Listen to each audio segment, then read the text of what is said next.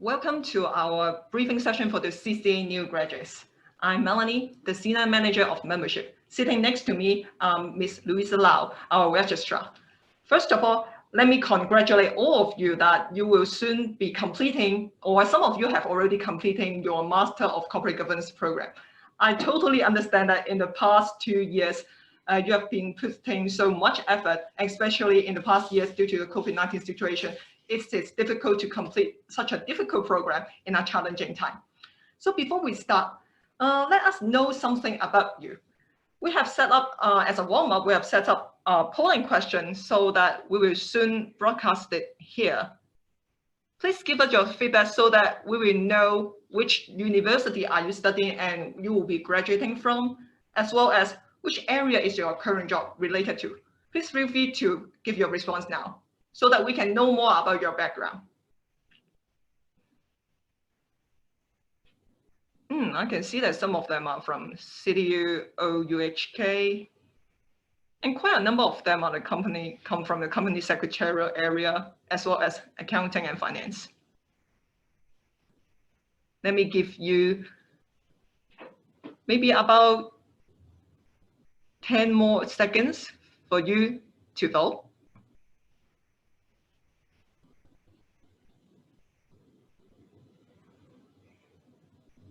Okay,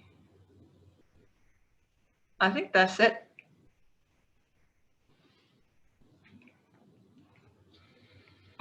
Interesting.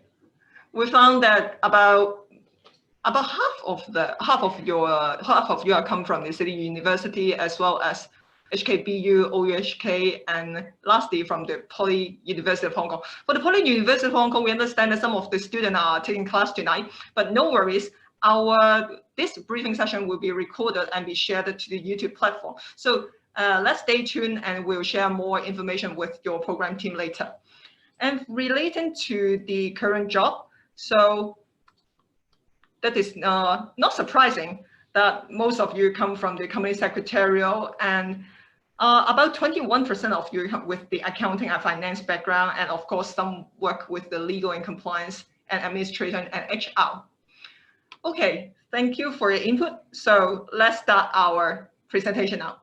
So today we'll discuss about the here's the agenda. So first of all, Ms. Lisa Lau will give you some update about the Institute's recent development, as well as the route to membership.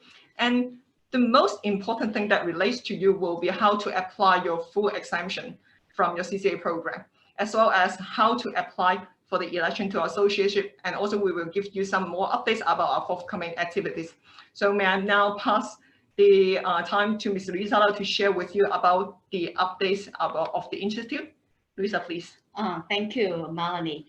And that also I would like to congratulate all the participants tonight, where most of you I know that you have already completed your program and will have your degree very soon.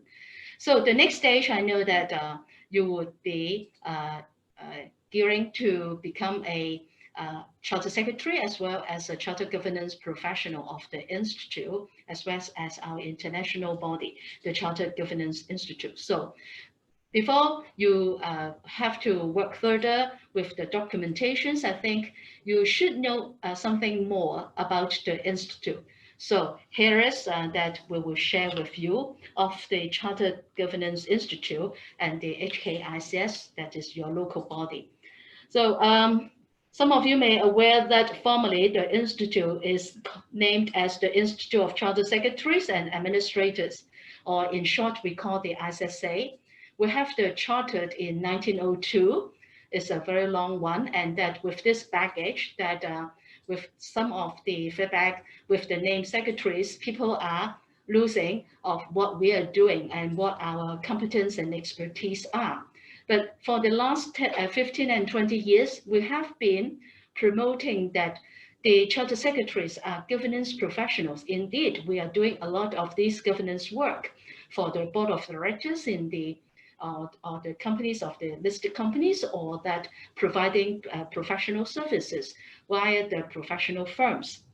So with this, there's the strategic move of the international body, and that we have the a few moves. First of all is the name change, and in 2019, and now we call the Chartered Governance Institute. And to look into it further, that since 2013, that with the Australian divisions has changed the name to Governance Institute of Australia, and then New Zealand, and then in 2019, that Canada, Malaysia, and Ukraine has also changed the name. And that very recently is the Southern Africa, is include quite a number of countries there. So with this name change, we hope that we can have a better positioning in the public eyes as well as our stakeholders, that our members are governance professionals. So to move on in that the HKICS, our local body, is going to change our name, and then we will provide further information to you. Okay. And with this, there's the name change in 2019, as well as that we also have add one more qualification. On top of chartered secretaries, we also have the qualification chartered governance professionals. And that since September 2018, that we have grandfather a number of our members with these new qualifications. And out of our 6,000, almost 500 members, that 76%, that is 4,800 and above, have already got the dual designations of chartered secretaries and chartered governance professionals. And you may think of, this chartered governance professionals, what does it mean to me? And later that I'll show you a slide that we are doing a number of promotion, and that trying to get the awareness of general public as well as our stakeholders. And when you join your local body as well as international, you would like to know, so what's the current status? And that as of end of 30th June, we have more than 6,400 members and graduates, and that we have more than 3,300 students who are, like you previously, trying to complete the qualifying examination, which we now call the Chartered Governance Qualifying Program. And for, when we start our meeting with you online, that Melanie asked about what are your job areas, and that it fits in very well with our current members' profile. So with the largest number in company secretarial area, and then accounting and finance, and then with the legal area. And then we also have other governance professionals, risk management, and internal control, and so on and so forth. So with this, we can see that most of them are employing with the listed companies, and some of them are with the professional firms and partnership firms. So they are all in professional practice. So we just mentioned about the governance professionals, and that if you have some time, maybe that in the previous 2 months you're too busy, you don't have time to go to our website to read the journal, then you will read it here now, that we are promoting the career in governance. So we have a series of 20 interviews coming forward. The first one is our current president, Gillian Miller, and then with our international president, Mr. Edith Shi. Quite a number of you are familiar with them. So just stay tuned and that watch our journal, and then you may aware, so what are the prospects of career in governance. We want that more of our members as well as our stakeholders aware of this new qualification in governance. So tonight, I think most of you are concerned the route to membership, and that I think this was also presented to you when you first joined your master program with double benefits. With your views is that first you'll have your degree, the master degree, and then with this, then you can have the apply for the full exemptions and then become a members of the institute as well as the international body. So to recap this, you've done the first part. You have been you registered as a student of the institute, and that you have or are going to complete your master program, which will leading you to apply for full exemptions. Once you have completed the qualifying program, because with you are still with the former IQS, the International Qualifying Schemes examinations. So you still can claim as completing the qualifying examinations. And then with this, once you complete with the full exemption granted, then you will have the status graduate, and then we call the grad ICSA, and then this will be changed very soon. And as a graduate, then you can apply for your associateship or fellowship, subject to whether you have the relevant working experience counting from your leaving of your degree, your first degree, undergrad, and that no matter when you start your work, we'll get it count. If you are with a 3 years full-time degree study, then you will be reduced for 3 years from what you've seen from on our PowerPoint, 6 years of relevant work experience. And that if we also have the fit and proper person, I think this is a general standard of your ethics and then of your standard of the person. And then if you have 10 years or more of the full-time working experience, of which last 6 years are relevant in terms, I think later Melanie will share more with you, and 3 years at the senior position. And then how we look into the seniority, we count from the board of directors level. So you will look into your organization chart. More information will be shared with you by Melanie. And of course, fit and proper person is a must criteria. And with this route, then when you become a member, you fulfill the applications and approved by the committee of our membership committee, then you have become a member of the Charter Governance Institute as well as the HKICS. And in short, we call the CGI. And usually we put in the full name. With this international qualification is portable. That means that you can bring along, transfer your membership from like Hong Kong divisions to the UK or to Singapore or to Australia. And that, however, the HKICS is a local body of qualification. It cannot be transferred. You can only transfer your international qualification. So once you graduate with your transcript, then you can come to the institute to apply for full exemptions to fulfill what we call to complete the qualifying exams. So before you can apply, so you make sure that you have registered with the institute for at least 18 months, 1.5 years, and that that is counting from the date where you apply for your exemptions. I know that most of you will be fulfilling because some of your courses will last 2 years or even 3 years. But there may be some students that you study your full time that you may complete within 12 months or within 15 or 18 months, and that you register 3 months after when you start your program. Then you may have to wait for the 3 months before you can apply for exemptions. And also, once you get your graduate status, I mean your master status, you must apply within 6 months to claim for your full exemptions.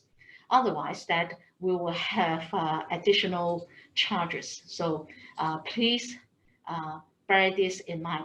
I know that there will be a lot of days, and this is where we want to make sure that everybody is acquainted with the institute and that you know more about the institute before you become a member. And so for this slide is that because when we look into from the polling vote, polling questions, we know that we have the participants for tonight coming from 4 different universities, and these programs vary with their required time frame. So just have a look of your own time frame, and that have a check of your first registration with the institute. Have you been continuously maintaining this minimum 1.5 years registration period? So if you think you don't have it, or that you have been, because of too busy or something else that you haven't renewed your registration, so you have to check with this period. And that, on the other hand, if you have studied for a longer period of all these years stated with your relevant university's program, you need to explain why, and that because all these extended study period, we have to assess and whether full exemptions will be approved. And all the approval is is subject to a case-by-case basis. So there's no, may not have similarity because everybody's have different situations, and then we'll look into it by our committee, that is the education committee. And when you apply for your full exemptions, so please don't be late. We don't need extra money, but we want our would-be graduates comply. That is the first stage of compliance. So we will have additional administrative charges, and this is from within your normal time, within 6 months, no additional charge, and then we will scale up. If you are familiar with your secretarial practice, then you will aware the company registry, the additional charges. Then we'll take every 6 months to double up. So the institute don't need this money. We just want our students and that our would-be graduates just to comply and read carefully of all these requirements. So if you have any queries, please check with our website on the Studentship page, in particular the collaborative course programs, because all the details are stated there, okay? And so what do you need to submit? You have to complete your form with CCA exemptions applications, and then with your certified true copy of the official transcript, and then stating that you will confer with that relevant degree, and then you have to pay for the exemption fees. So you can, I understand that some of the students, they will have exemptions granted when they first register as students. So if you have forgotten what you have been granted, always check, log in the website, and then you will look into your personal information. And then I know that I think everybody get familiar with this. And then you can check with your outstanding subjects, and then you can know how much to pay and which subjects you are going to apply for at these exemptions. So all these are quite simple, and then you just take the relevant forms and then submit, okay? So when you submit this form, and usually we will assess and review, and then provide the response to you on your exemptions. For this is around 1 month, but I understand that for certain graduates from these master programs, we are speeding up now, and that we will speed up for the approval, but please bear with us because of this COVID-19 situations. So, but we still want to fulfill this within the time. So once your full exemption is approved, you receive the confirmation letters of completing the IQS, as I previously mentioned. When you start your program under the agreement between the institute and the university, you are still under the former program, the International Qualifying Scheme. So you still have to settle with the 8 subjects, and then you will receive everything from us via email. So don't look into the mailbox, I mean the post box, but look into your email account and also check your login area with your own account there. So, and then you will receive your graduate status once you settle the graduate advancement fee, and then our colleagues will advise you when to collect your graduate certificates. So under this COVID-19 pandemic environment, that we have some special arrangements to inform you, because the post office is closed and that courier may not be couriering the things. So what you can do is that I will advise you to send us via email with your documents scanned, duly signed, and usually we would like to have the duly complete, signed, and certified documents. And then you don't have to hand in any hard copies because your payment will be via your credit card. But however, in view of this situation of the social environment, if your document is not certified, you can still submit your application first.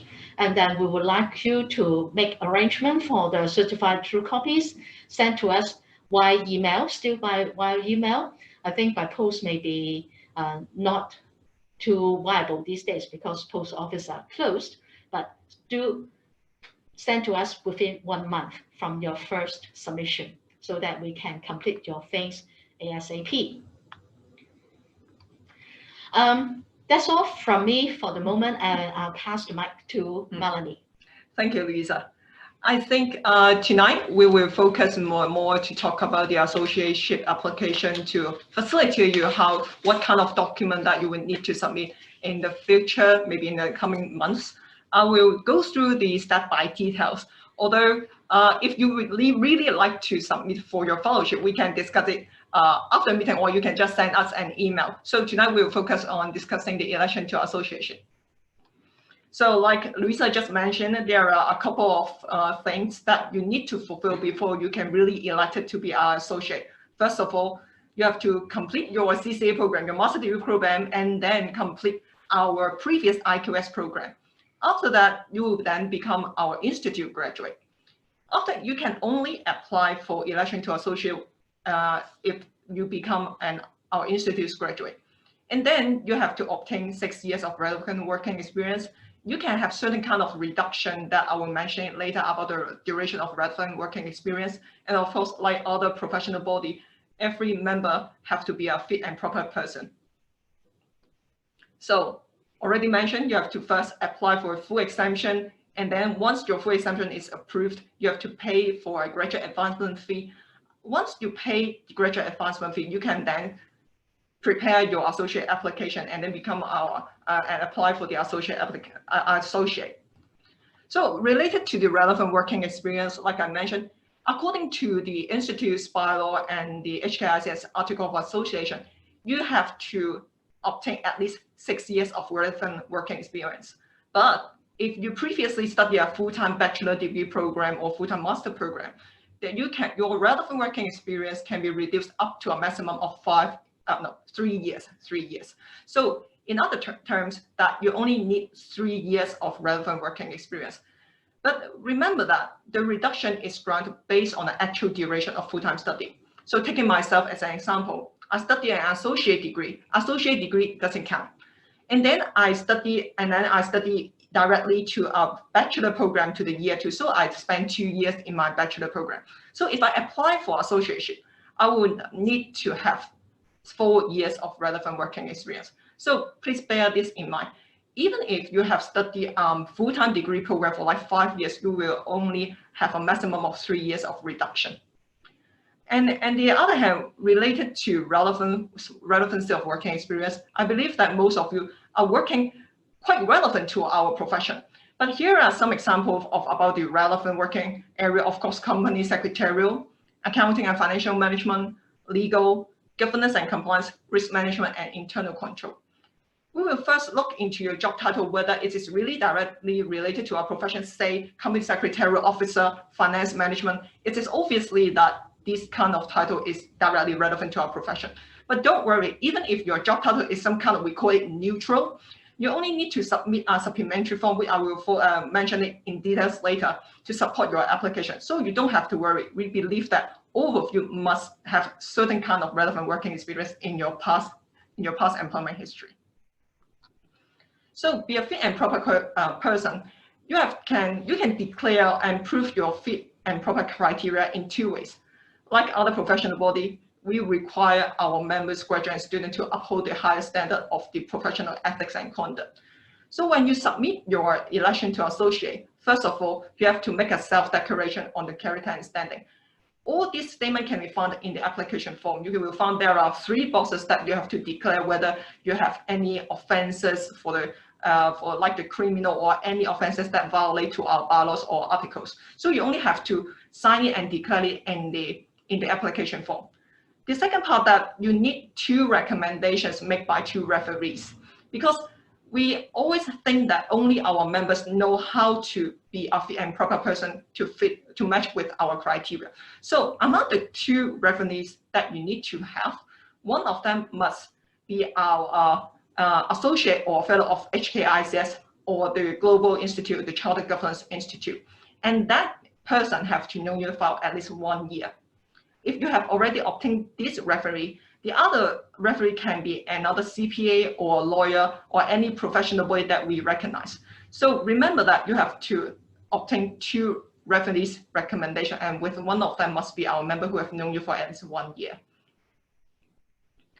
So when you prepare for your associate application, what do you need to submit? First of all, of course, is a completed application form. Like I said, in the application form, you can already find the self-declaration as well as the recommendation part that you will require for the 2 referees. So it's already included in the application form. On the other thing, that you also need to submit your work testimonial and reference letter of your full employment history since you complete of your full-time study. We will need your full employment history. I understand that some of you may be working for at least over 10 years or even 20 years. You have to try your best to locate all the reference letter, but you don't have to worry. Even if some of them you cannot obtain the reference letter or you cannot really provide them, as long as we can locate it, you have sufficient relevant working experience to support your associate application, you don't have to worry. If you cannot really submit certain kind of documents, you can just declare it, and this may not affect your application. Apart from your employment history, you also have to provide the certificates and transcript of your academic and professional qualifications. But if you have already submitted when you first register with your student as our student, or even you submitted for your CCA full exemption application, you don't have to submit it again. We only need those outstanding documents to support your applications. And the other thing is about the supplementary form for employment. This may not be applicable for all of you, as long as I just mentioned, if you have some kind of neutral job title like administrator, you may need to fill in this form for us. Besides, if you have, you may also need to fill in explanation for employment gaps if you have an employment gap for at least 3 months or more. So you may need to complete this, but not all of you need that. And of course, the election fee is an administrative fee that is non-refundable.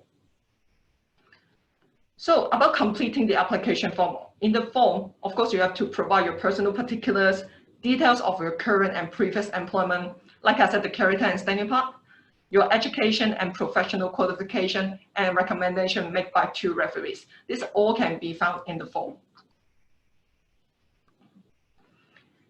Besides, about the full employment record, all of the supporting documents must be certified true copies.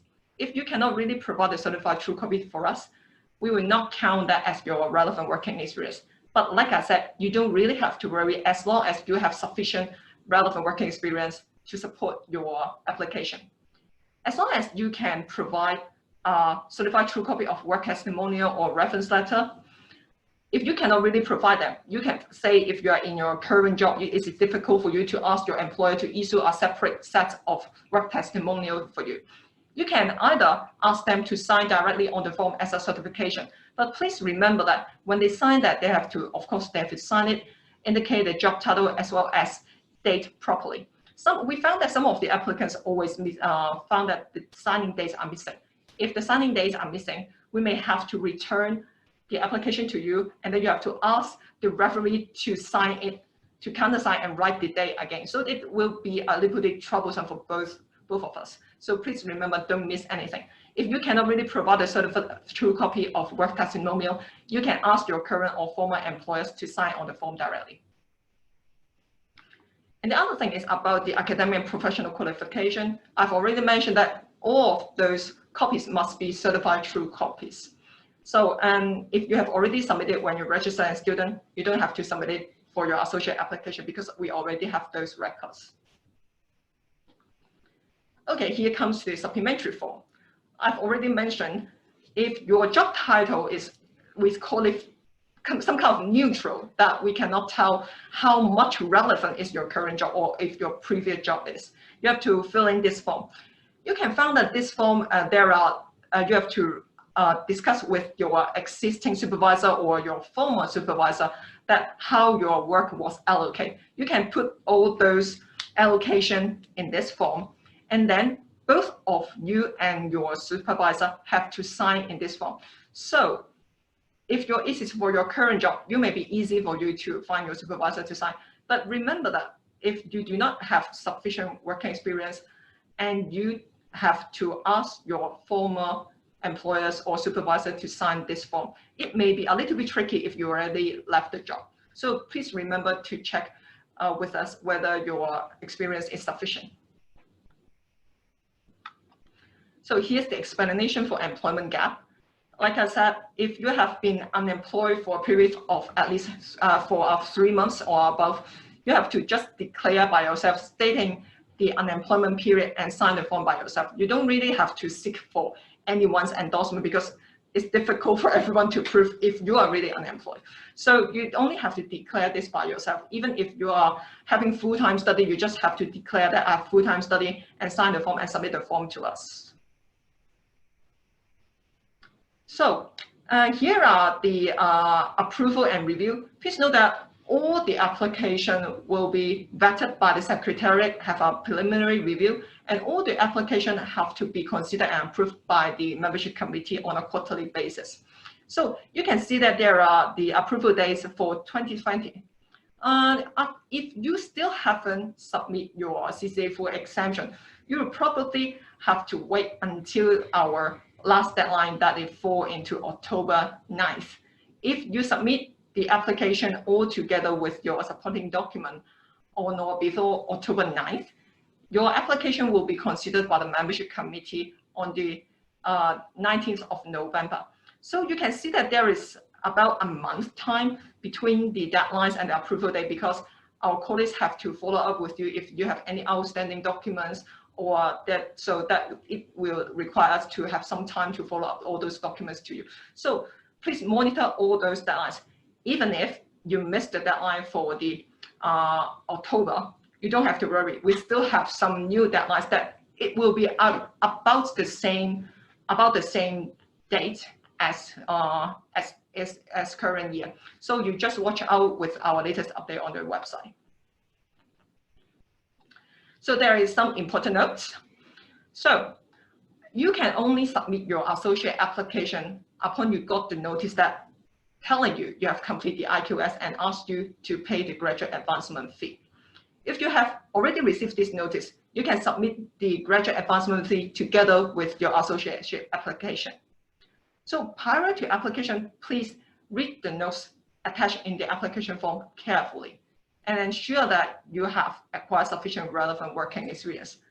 If you are already worked for 10 years, especially in the company secretarial area, you don't have to worry. You probably should have acquired sufficient relevant working experience. But if some of the candidates or applicants, like I said, they got some kind of neutral title, like an executive officer in a tertiary education institute, or you work as an administrator in a private company, you may need to fill in the supplementary form. And remember, the supplementary form has to be duly signed by you and your supervisor. And besides, on the application form, of course, all parts have to be duly signed, complete, and dated. And remember, if you have found someone to sign for you as your referee, or even you ask your boss to sign to certify your employment history, please remember that the signature date must not more than 3 months prior to the date of submission. So for example, today is 21st of July. So if you ask your boss to sign on your application, the date must not be earlier than 21st of April. So you have to sign it and submit it within 3 months. So of course, and also the certified true copy and originally signed document must be provided in together with your applications. So similar to the full, for the CCA full exemption application, we have some certain special arrangement about the election to membership. So we have already mentioned what kind of document that you need to submit. Of course, you have to submit together with the payment. But in order to reduce the face-to-face interaction, you can either send all the documents to us by post or courier, or by email to this membership email. But please remember, all the application and supporting documents have to be duly complete, signed, and certified. For example, if you scan your original transcript or certificate and send an email to us, it is not really valid because we cannot really see a chop of certified true copy on your scanned document. So if you really have to submit it by email, we have to see that there is a certified true copy in your supporting documents. But of course, for the application form, you don't have to make it as a certified true copy, as long as every part is duly complete and signed. So this is the special arrangement that we offer to all of you due to the COVID-19 situation. And we hope that this arrangement can reduce the risk of spread of the virus, but at the same time balancing our services to our members, graduates, and students. So here is, we can share some of the timeline for you, when will be the earliest day for you to apply for your associateship. For example, if your master degree is conferred within this month, probably you can apply, of course, you can apply right away or apply it as long as you get your transcript and conferment of the degree. And then it will take about a month's time, say maybe September, to approve your HKICS full exemption. And then you are admitted as our graduate.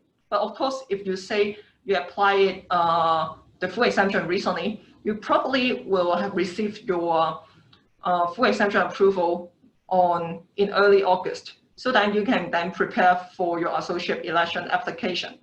And then, as I mentioned, that's the next deadline for the Q4. The deadline for the Q4 will be on 9th of October. So you can then submit your application in September or no later than the deadline in October. And then we will have the approval in November. And then you can see that the next application deadline will probably in late January next year. And the next approval day will be in March next year. But of course, this is all an estimated deadline for your reference.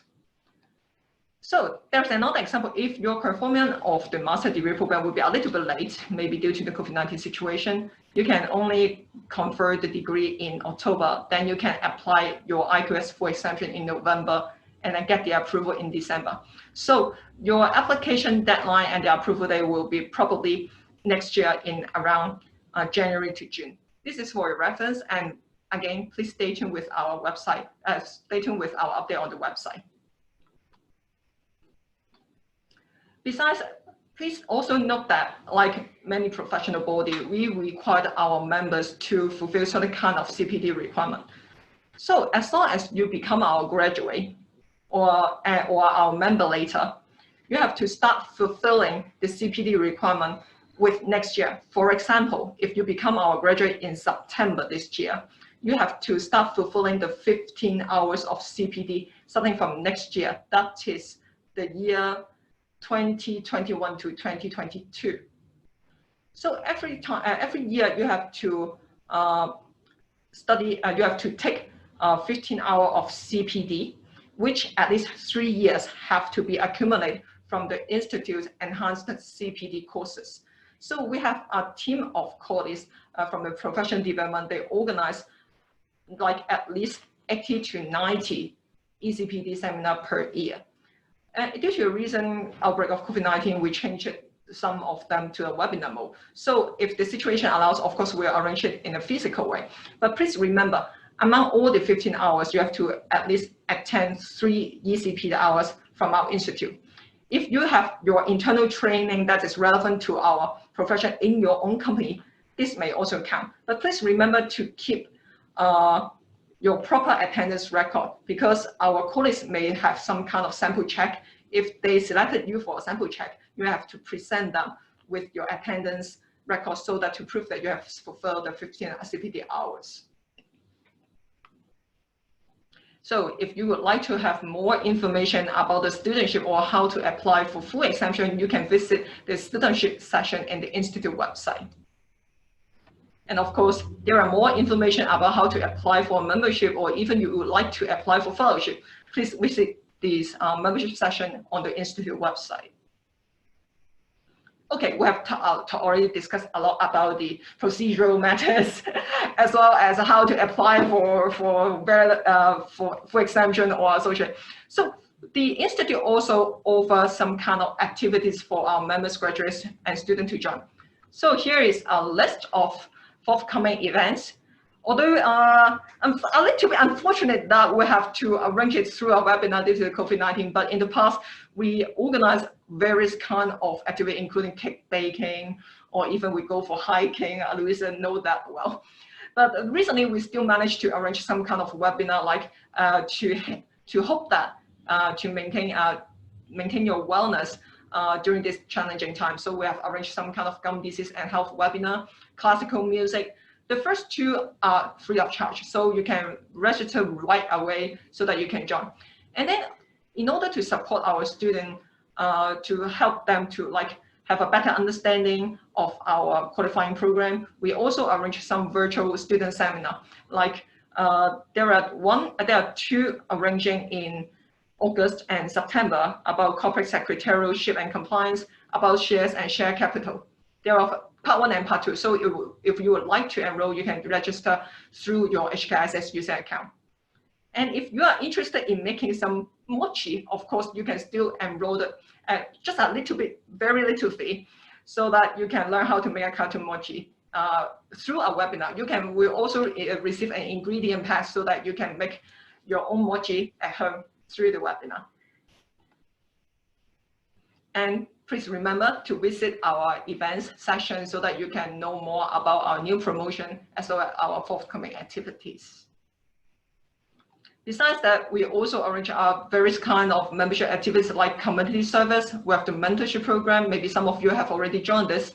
And we have also arranged the annual convocation that everyone will wear the gown and have a certificate presentation ceremony. And of course, we still have the fun and interest group and also over student gathering, so that you will understand the Institute doesn't only require you to accumulate CPD hours or renew your membership or studentship. We also offer a wide range of services and activities for you to join, and hope that you will be more engaged with the Institute. And for more updates, please also follow our social media. We have Facebook, LinkedIn, Twitter, YouTube, and also WeChat platforms. And here are our contact details. If you have some kind of student registration matter like your registration or renewal, you can contact our relevant colleagues. And if you have any queries related to your examination or exemption, you can go to our education examination session. And of course, if you know more how to apply your associateship or even fellowship, you can contact our membership session.